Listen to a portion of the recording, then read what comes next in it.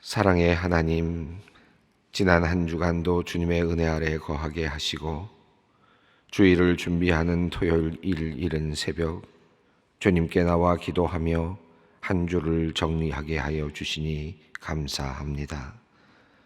가난한 자를 부하게도 만드시고 쓰러진 자를 일으켜 세우시며 낮은 자를 높이시는 주님, 우리는 자주 넘어지지만 다시 힘차게 일어나게 하시고 게으르고 부족하지만 우리의 부족함을 채우시어 하나님의 신실한 일꾼으로 사용하여 주시니 참으로 감사합니다.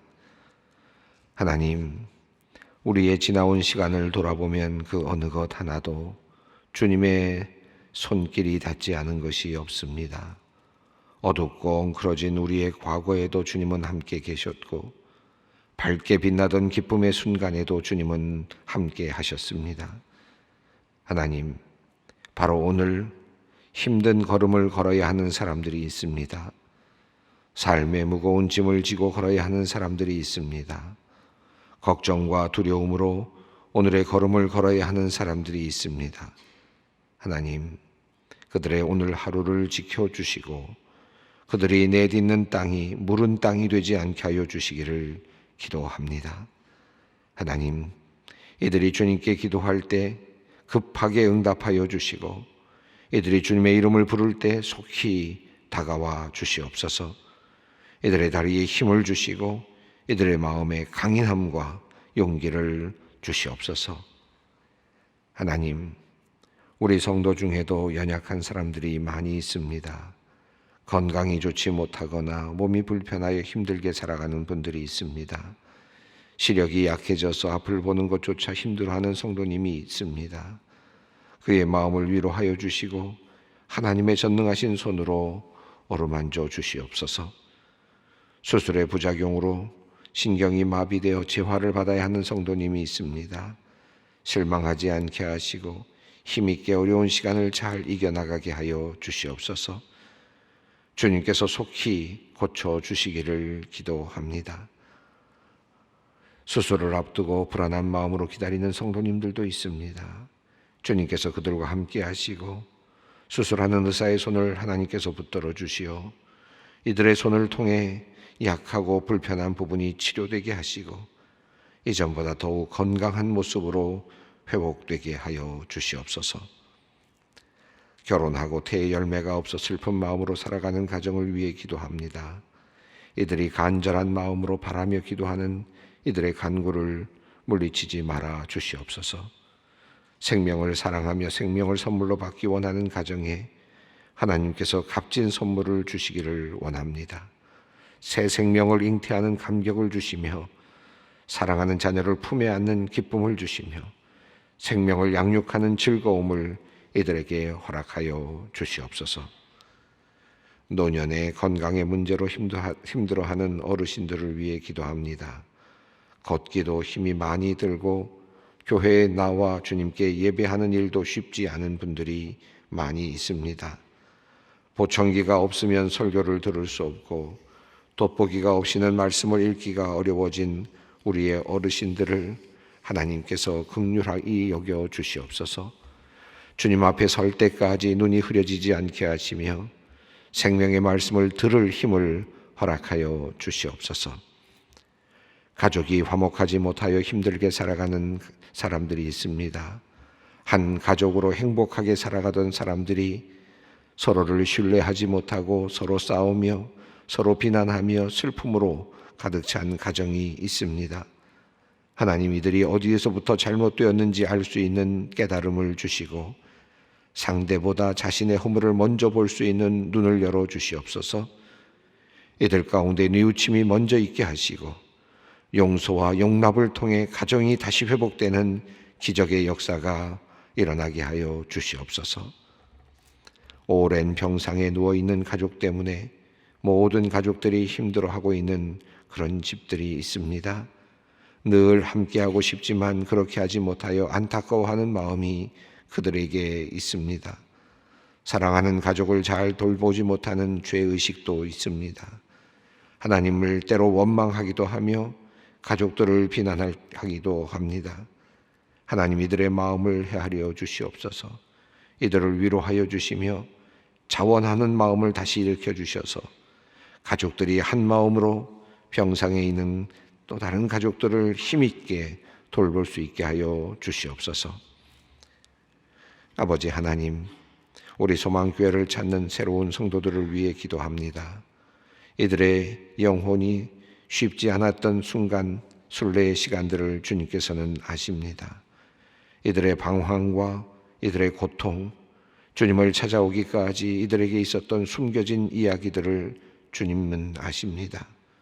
실망했던 일들, 상처받았던 일들, 방황했던 시간들, 하나님을 향하여 저항했던 시간들, 하나님, 이들을 넓으신 주님의 가슴으로 품어주시고 안아주시옵소서. 이들이 우리 소망교회에서 영혼의 친구들을 만나게 하시며 깊은 교제 속에 교회에 깊이 뿌리내리며 신앙의 성숙을 이루어갈 수 있도록 인도해 주시옵소서. 각 교구와 구역, 지직회와 선교회 그리고 공동체가 그를 위한 역할을 감당하게 하셔서 새로운 성도님들이 잘 교회에 적응하고 주님께 자신을 온전히 드리며 기쁘게 신앙생활을 할 수 있게 하시며 교회 안에서 소중한 만남들이 일어나고 그 소중한 관계들이 잘 성장해 가게 하여 주시옵소서.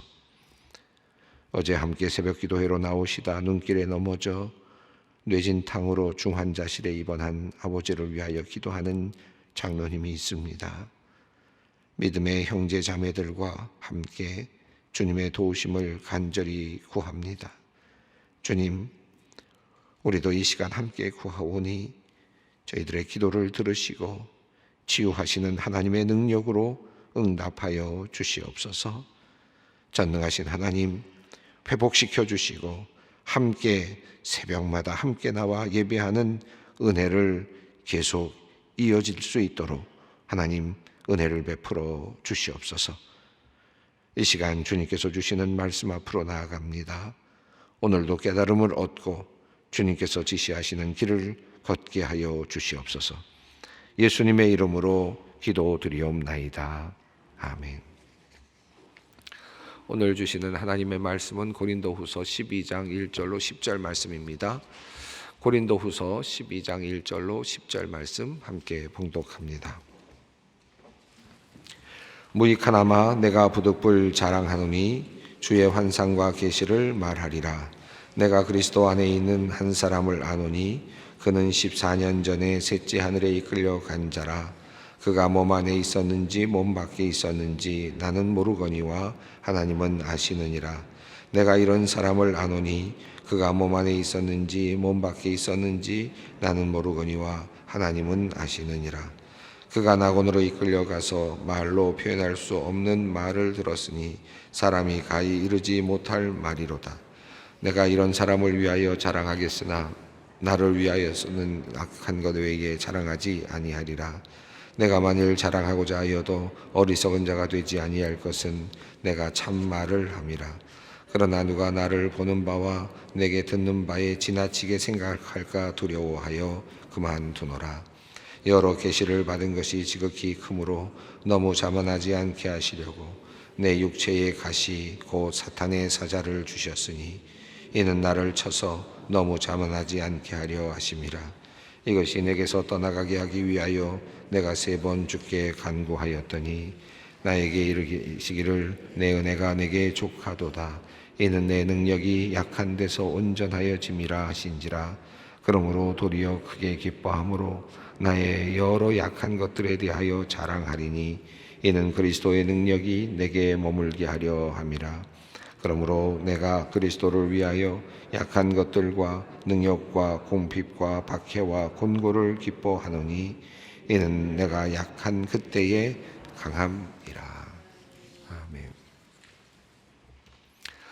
11장 우리가 읽었고 이제 12장 1절 부분부터 시작되는 말씀을 이제 읽었습니다. 이야기는 계속되고 있습니다. 자랑이라고 하는 세속적 자랑과 관련된 내용이 이제 앞서도 있었고 또 뒤에도 계속해서 지금 이어지고 있는 부분입니다. 세상적으로 고린도 교회에 들어와서 또 그 사도로서 또는 어떤 하나의 그 선지자로서 자랑을 하고 있었던, 그리고 바울을 폄하하고 있었던, 그리고 자기의 어떤 인기를 얻기 위해서, 자기의 인기를 얻기 위해서 노력하고 있었던 거짓 선지자들, 사도 바울이 보기에 잘못된 길로 이끌어가고 있는 고린도 교회를 바른 길로 이끌어가지 못하는 그런 거짓된 선지자들, 바울은 그들을 사탄의 영이라고까지 이야기를 했습니다. 예수라는 이름은 사용하고 있지만 그러나 다른 예수를 증언하고 있고, 그리고 같은 예수이지만 예수에 대한 이야기를 하고 있지만 다른 이야기를 하고 있는, 그래서 다른 예수를 전하고 있는, 또 영에 대해서도 다른 영을 이야기하고 있는, 영을 가르치는, 다른 복음을 가르치고 있는 그런 그 거짓 선지자들을 보면서 안타까워하면서 이 고린도 교회가 그런 사람들에게 물들지 않기를 바라고, 그 사도 바울이 가지고 있는 진정한 그 복음의 내용, 이것을 지켜낼 수 있기를 바라는 마음으로 사도 바울이 지금 안타까운 마음으로 이제 적고 있는 내용이죠. 그리스도와 이 고린도 교회를 정결한 신부로 만들어서 그리스도와 정혼하게 하고 싶었다라고 하는 이 내용이 바울의 진지한 그런 자신의 소원이었다고 할 수 있겠습니다.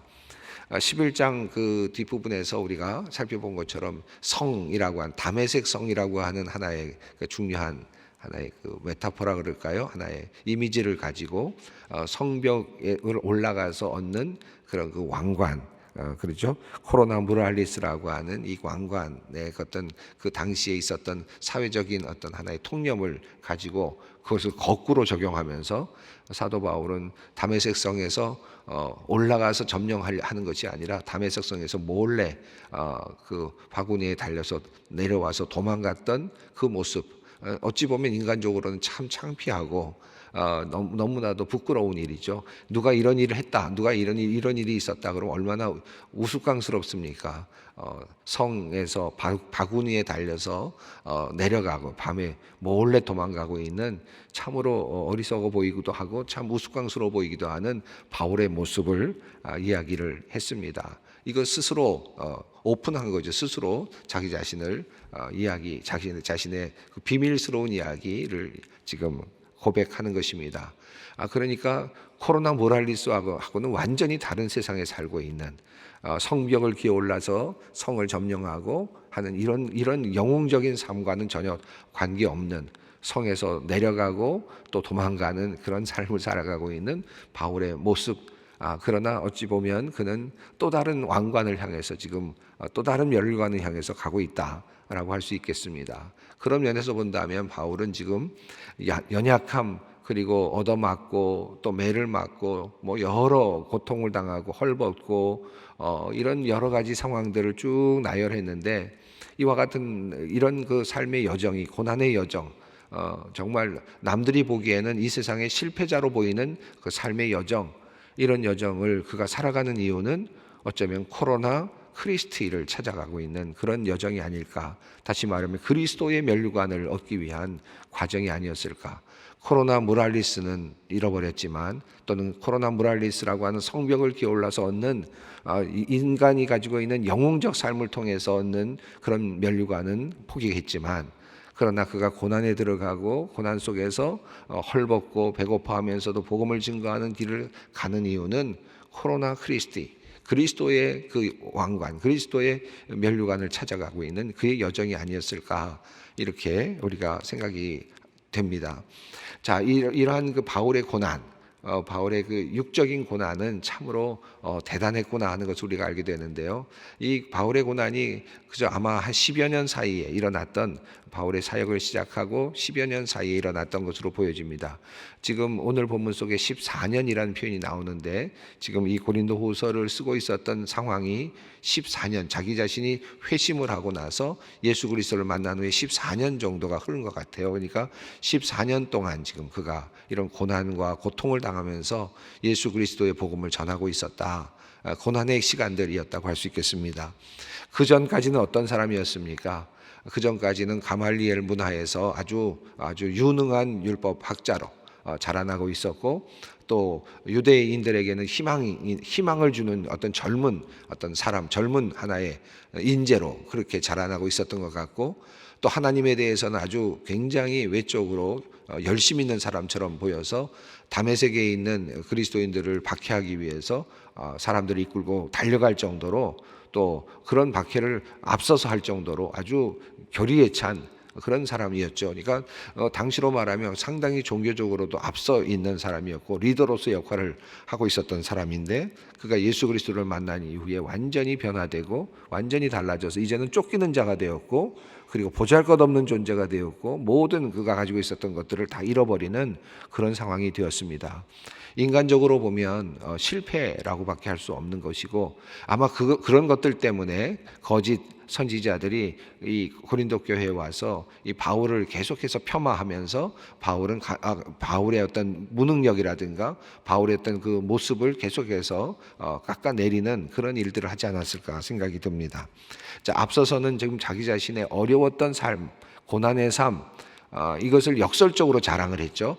이 세상 사람들은 높아지고 뭐 큰 일을 하고 위대한 업적을 이룬 것을 자랑하는데, 나도 자랑하겠다라고 시작을 한 이 바울은 이제 결과적으로는 이게 자랑인가 할 것 그런 생각이 들 것 같은 이런 고난과 매를 맞았던 것, 헐벗었던 것, 이런 것들을 계속 자랑했습니다.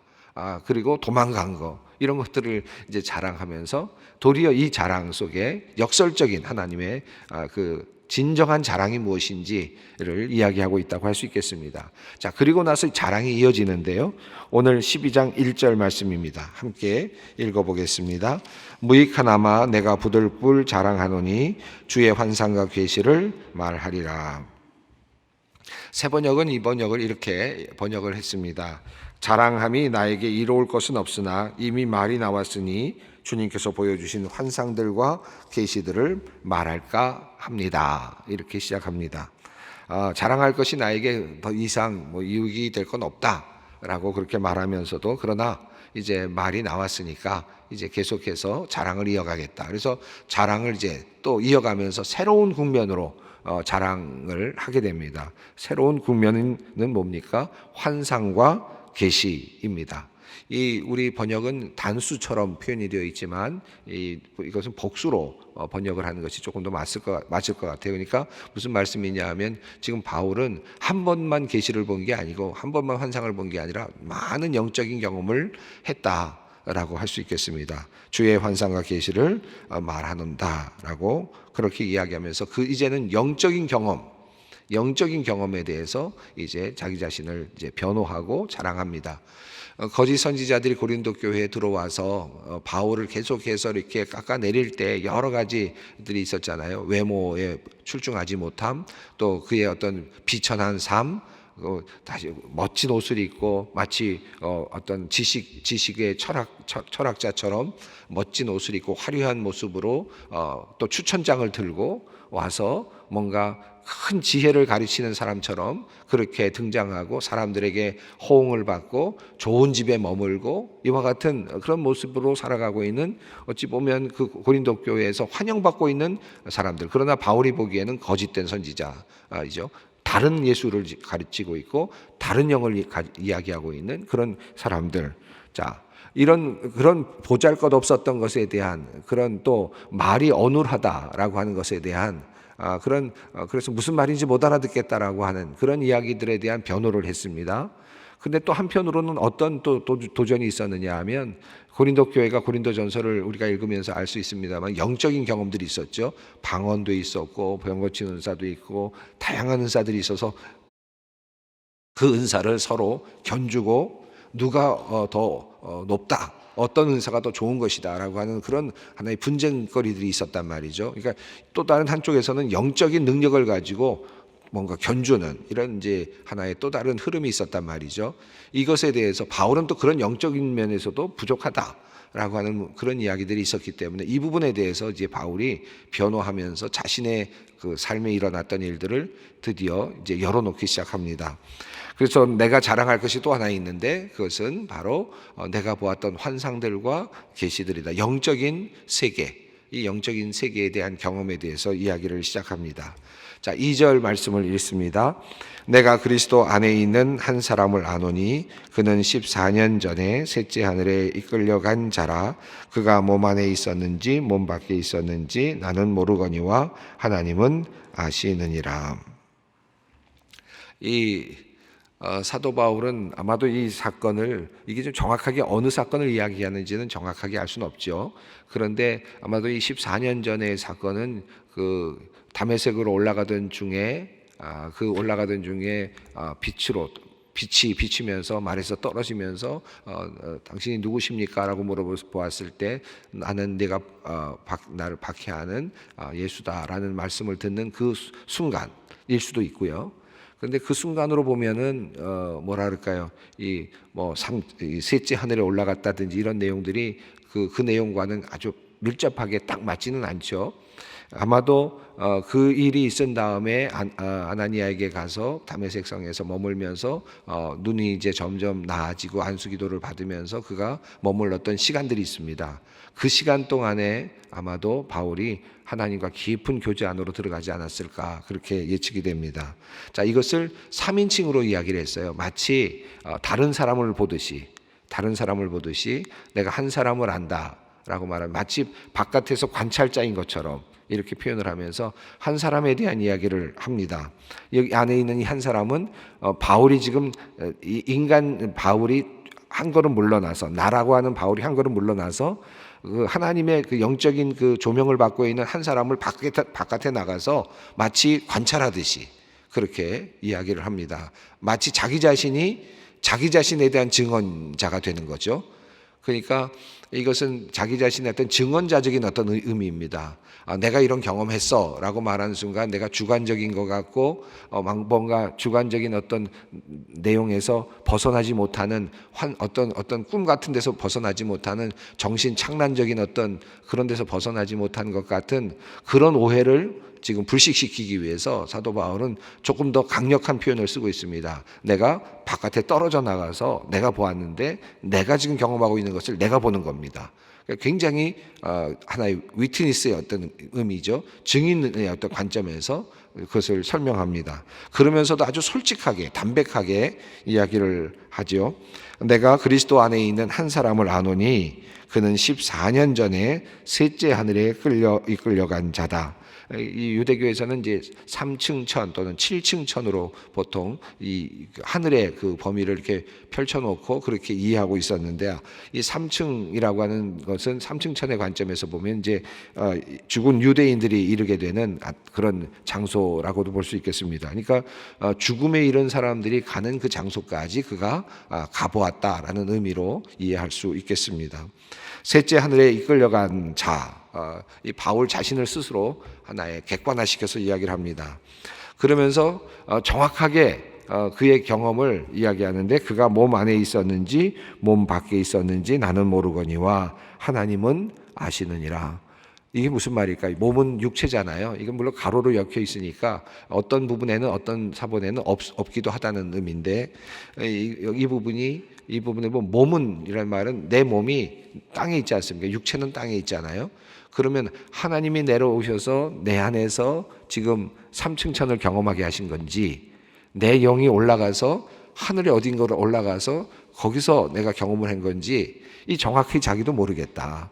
이거 솔직한 고백입니다. 이거 어디론가 갔는데 그것이 하나님이 내려오셔서 내 안에서 3층 천의 경험을 내 안에 들어오셔서 하도록 하신 것인지, 내가 한 위로 올라가서 하나님께서 나를 끌고 올라가셔서 나를 그것을 경험하게 하신 것인지 정확하지 않다. 정확하진 않지만 분명하다라는 의미죠. 그러니까 이 말이 분명하지 않다라는 말처럼 보이지만 도리어 이것을 뭘 더 강조합니까? 확실하다라는 그런 말로 더 강조하고 있는 겁니다. 그래서 도리어 이 경험이 정말 확실한 그에 있어서는 매우 중요한 경험이었다는 사실을 보다 더 분명하게 해주고 있다고 할 수 있겠습니다. 3절 말씀을 읽겠습니다. 내가 이런 사람을 아노니 그가 몸 안에 있었는지 몸 밖에 있었는지 나는 모르거니와 하나님은 아시느니라. 자, 이 신비한 경험, 하나님과의 만남의 그 신비한 경험이 14년 전 바울에게 있었다. 라는 것입니다. 우리가 영적인 경험, 물론 굉장히 복수의 경험들이 일어나고 환상이 일어나고 계시가 일어나죠. 바울도 보시면 영적인 경험이 매일 일어났다기보다는 이 지금 14년 전의 경험, 물론 이것만 외에도 복수형이니까 여러 번 하나님의 그 귀한 어떤 역사하심이 있었다는 것을 볼 수 있지만, 바울에게 있어서도 굉장히 중요했던 경험은 14년 전에 하나님을 만나는, 예수 그리스도를 만나는 경험이었다는 것입니다. 영적인 경험이 뭐 항상 이렇게 존재하는 것이라기보다는 이 바울의 경험을 보아도 극적인 경험은 14년 전 어느 시점, 그러니까 그 시점을 우리가 잡는 게 굉장히 중요합니다. 그리고 그런 경험이 나의 삶 속에 나의 신앙을 지탱해주는 매우 중요한 또 다른 요건이 되기도 합니다. 여러분도 아마 그런 경험이 있을 거예요. 물론 영적으로 깊어지는 경험도 있을 수 있고요. 또 하나님께서 나에게 기적을 베풀어 주시는, 지나고 나면 이게 하나님께서 기적을 베풀어 주셨나 싶을 정도로 또 의심이 가기도 하는, 몸 밖에 있었는지 몸 안에 있었는지 알 수 없다라고 할 정도로 이게 진짜였나 싶을 정도의 그런 경험이 분명히 있단 말이죠. 이 경험을 기억하고 내 몸 안에 새기는 거, 영적인 경험을 내 안에 새기는 과정이 매우 중요합니다. 바울은 지금 자기 자신이 14년 전에 경험했던 그 하나님과의 깊은 만남에서 그 모든 것들을 좀 찾아가고 있습니다. 여기서부터 모든 것들이 풀려가고 있습니다. 그리고 자신의 인생이 그 안에서부터 모든 것이 다시 재해석됐다라고 할 수 있겠습니다. 4절 말씀을 읽습니다. 그가 낙원으로 이끌려가서 말로 표현할 수 없는 말을 들었으니 사람이 가히 이르지 못할 말이로다. 정말 놀라운 일들을 많이 보았고 또 들었다는 것입니다. 5절 말씀 있습니다. 내가 이런 사람을 위하여 자랑하겠으나 나를 위하여서는 약한 것들 외에 자랑하지 아니하리라. 객관적인 모습으로 한 사람을 지금 보여주고 있지만 사실은 자기 자신을 이야기하죠. 이런 영역에 대해서는 내가 자랑하겠지만 나의 약함에 대해서는 자랑하지 않겠다. 자, 6절 말씀입니다. 내가 만일 자랑하고자 하여도 어리석은 자가 되지 아니할 것은 내가 참말을 함이라. 그러나 누가 나를 보는 바와 내게 듣는 바에 지나치게 생각할까 두려워하여 그만두노라. 새 번역은 이렇게 번역을 했습니다. 내가 자랑하려고 하더라도 진실을 말할 터이므로 어리석은 사람이 되지는 않을 것입니다. 그러나 자랑은 삼가하겠습니다. 그것은 사람들이 내게서 보거나 들은 것 이상으로 나를 평가하지 않게 하려 함입니다. 이렇게 해석을 했습니다. 그 내용 그대로입니다. 7절 말씀을 읽습니다. 여러 계시를 받은 것이 지극히 크므로 너무 자만하지 않게 하시려고 내 육체에 가시 곧 사탄의 사자를 주셨으니 이는 나를 쳐서 너무 자만하지 않게 하려 하심이라. 하나님께서 이렇게 영적인 깊은 경험을 주셨는데 이 영적인 깊은 이 경험을 가지고 너무 자고하지 않게 하시려고 하나님께서 자기 자신에게 어떤 육체의 가시를 주셨다 라고 그렇게 바울은 고백합니다. 이것도 정말 솔직한 고백이죠. 이것이 어떤 것인지 뭐 사람들마다 여러 추측이 많습니다. 정신질환이었는지 또는 안질이었는지 뭐 여러 가지들 해석이 있지만 정확하게 표현은 되어 있지 않습니다. 그러나 자기 자신에게는 너무나도 힘든 육체의 가시였던 것 같아요. 그리고 이것 때문에 드러내놓고 자기 자신을 육체적으로 자랑할 수 없는 참으로 연약한 부분이었던 것 같습니다. 왜 하나님께서 이렇게 놀라운 일을 하고 있는 바울에게 정말 모든 거 할 수 있도록 열어주시지 않았을까? 모든 거 다 할 수 있도록 아주 대로를 열어주시지 않았을까? 그럼에도 불구하고 하나님께서는 바울이 이렇게 위대한 사람이지만, 위대한 신앙인이지만 바울도 인간이기 때문에 자고할 수 있단 말이죠. 교만해지면 결국은 하나님을 대적하는 사람이 되고 결과적으로는 하나님의 실패가 된단 말이죠. 이런 관점에서 볼 때 하나님께서 그를 온전하게 쓰시기 위해서 그에게 육체의 가시를 주셨다. 8절 말씀입니다. 이것이 내게서 떠나가게 하기 위하여 내가 3번 주께 간구하였더니 9절 말씀 가장 중요한 말씀이죠. 함께 읽습니다. 나에게 이르시기를 내 은혜가 내게 족하도다. 이는 내 능력이 약한 데서 온전하여짐이라 하신지라. 그러므로 도리어 크게 기뻐함으로 나의 여러 약한 것들에 대하여 자랑하리니 이는 그리스도의 능력이 내게 머물게 하려 함이라. 예, 내 은혜가 내게 족하다. 이는 내 능력이 약한 데서 온전하여진다. 내가 약할 때 하나님을 의지할 수밖에 없게 되고 내가 약함으로 하나님 강하신 하나님을 붙잡을 수밖에 없게 되고, 그러므로 내가 스스로 강한 것보다, 나 스스로 강해지는 것보다, 내 근육을 키워서 내가 어떤 것을 하는 것보다 전능하신 완전하신 하나님이 나의 편이 되어 주실 때 더 강해진다는 것이죠. 우리는 그저 짧은 인생을 살아갈 수밖에 없는데, 육체의 인간인데 하나님이 나의 편이 되시면 그것은 무한대로 넓어지는, 무한으로 나아가는 강함이 되는 것이죠. 그러므로 절대로 우리의 능력이 크다고 해서, 대단하다고 해서 하나님의 작은 능력을 넘어설 수 없는 거죠. 그런 면에서 지금 그리스도의 능력이 내게 머물게 함으로 내가 더욱 강하여진다라고 바울은 이야기합니다. 10절 말씀을 읽고 마무리하겠습니다. 그러므로 내가 그리스도를 위하여 약한 것들과 능력과 궁핍과 박해와 곤고를 기뻐하노니 이는 내가 약한 그때의 강함이라.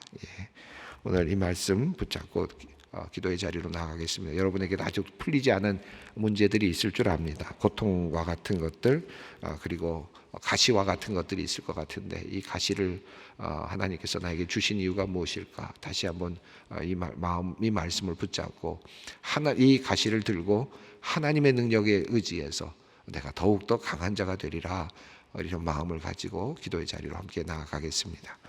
하늘에 계신 우리 아버지의 이름을 거룩하게 하시며 아버지의 나라가 오게 하시며 아버지의 뜻이 하늘에서와 같이 땅에서도 이루어지게 하소서.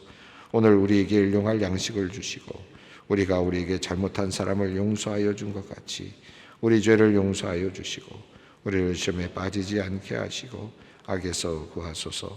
나라와 권능과 영광이 영원히 아버지의 것입니다. 아멘.